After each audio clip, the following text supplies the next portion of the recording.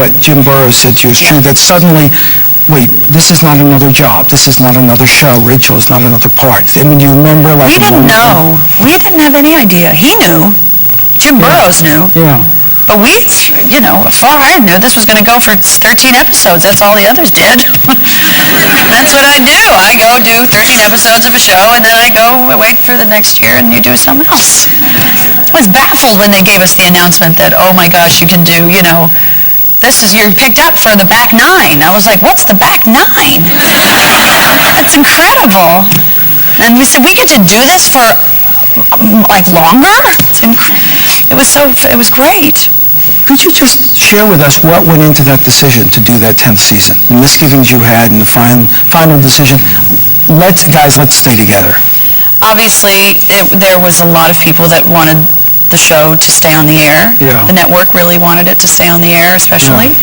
People, the fans really wanted it. Look, if we could have done it forever, we would have. For us, it was, you want to kind of leave while the party's still going. You don't want to... still on top.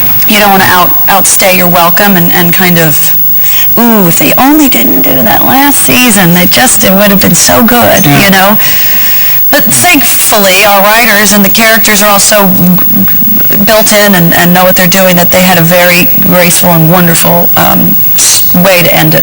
And of course, financially, didn't hurt. That wasn't bad either. That freed you up for all kinds of other projects, acting and producing. And it also now started to expand your possibilities with feature film. When you did this transition, what were your feelings about it when you kind of went from one to the other? Well, I was definitely, am I in over my head? I don't know if I'll be good at this, because I'd never done it. It's very strange to do a scene piece by piece by piece and start and stop and start and stop, when you don't have that flow and that kind of consistency. Yeah, and you're not used to that routine, really. When you're doing a sitcom, you do the entire thing almost like a play. In 1 week, you create this show. It's part theater, part movie, it's so part much television. Like theater. It really is so much. I mean, it's that same excitement, it's like opening night every Friday night. It's just great. And there's a live audience there. There's a live audience when you tape. Yeah. We ran a film for the class a couple of years ago called Good Girl. Yes.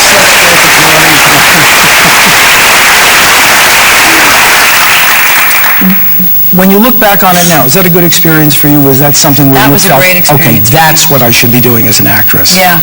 Those moments don't come along very often. And what is it? What are the things that, again, make you want to go to work on a feature film like that? Like that one for me, it was just that I was given an opportunity to do a part that I was not, those parts were not coming to me, because I was Rachel Green on Friends, and I was, if anything, it was romantic comedies and, It was basically variations on Rachel. Yeah. And the scripts were basically variations on the Friends premise, on the Friends. Right. Yeah.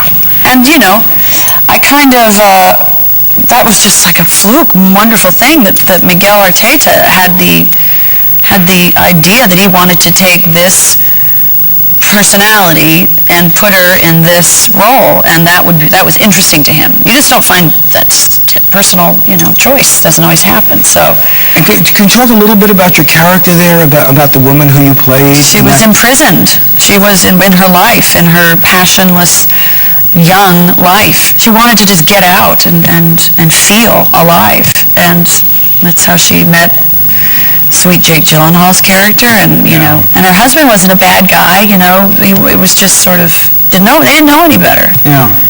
Sort of, yeah. At that point, when you were doing that, was there any notion in your mind, but looking at the process, that maybe you would end up behind the camera, that you might end up producing a film rather than just being in front of the camera? Sure. I mean, I think you always kind of think about those things as a, well, what else could I do? What else is interesting to me? And that process always seemed very interesting to me, and kind of the process of taking something and nurturing it from the beginning through fruition. Did you ever have the notion you might also want to be directing? Yes, and I really wanted to direct an episode of Friends, and then it didn't happen because of The Good Girl came up. And then I don't know why it never actually ever happened again, but yeah, I do. Yeah. So that's something you're going to do? I don't know if I'm going to do it. It's something I think about. Maybe you're going to do.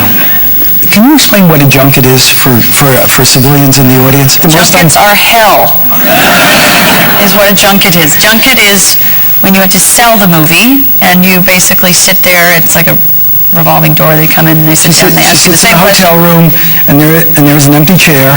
There are two cameras, one on Jen, one on the journalist. He's got 4 minutes. Yes, and then they ask you usually the same questions over and over and over again. Then you just start to kind of hallucinate and daydream by middle to the late afternoon, and then you get creative with your answers. And sometimes that can go well, and sometimes that doesn't go so well. So you're constantly answering their question. In fact, And sometimes they hate your movie, which is always good when you see them with their little tape recorders, and they're basically asking you to defend yourself and why you made them watch this movie. and you always have to be gracious.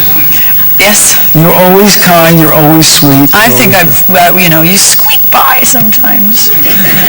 You just make it. Yeah. Or if you slip a couple of times in those interviews because you've heard the same insipid question 40 It's really fun times. to watch an actor actually not have it. It's fun to be in those rooms with your co-star and they won't take it. That's fun to watch. I'm glad it's not me, but it's fun to watch. Yeah. We're talking about some of the feature films. Just before I left New York, I saw a film that I had seen before, but I just wanted to run again, called Bruce Almighty, which is wonderful. The idea of that movie. When that script came to you, do you remember saying, I want to do this? Was it your co-star? Was it what was the thing that finally got the yes from you? What got the yes from me? I don't know. Okay. I don't know. But, Jim Carrey, first of all. I love Jim Carrey because he's funny. And, I just sort of liked the idea of it. And, the female part of Grace was not very well developed at that point, and there was a guarantee that they will develop it. And it did somewhat. And it was fine, though. I was able to do Friends and, Bruce Almighty at the same time, so it was just sort of zipping back and forth across the street to Warner Brothers in the morning and then long over there. days, though. There were long days. You told me on the phone yesterday, you said, I'm releasing a new film, and it's a different kind of film for me. This is unusual. And we talked about maybe you're joining me in class for it, and it's called Derailed. Right. Can you talk a little bit about the character you play and what the film is about? Well, it's a thriller, and it's, one of those, I'm terrible at giving a pitch of a movie, by the way. But she's basically, this an ordinary woman and meets this ordinary man, and their lives are sort of in a mundane point in their lives, and they spark something in each other, and, one thing leads to the next, and very terrible things ensue. Okay, so we don't want to give anything away. Yes. We just want to invite people to come and Yes, see it. I'd like to invite you to come and see it. So what was it in the script that prompted you to take this assignment? Well, one thing, I've always wanted to do a thriller, and it was so well written. Just from the beginning to end, I had no idea what was happening. And, I knew it was happening, but I didn't know it was coming. That wouldn't be good. But it was just really well structured, and, I wanted to be a part of a thriller, and I liked this character. I had never really kind of danced with that sort of a story before. And, Clive Owen didn't hurt. Yeah. That's a plus. Yeah, that's a big bonus. When you're doing a film, how important is the choice of director? How important if someone is already attached to it? I think it's very huge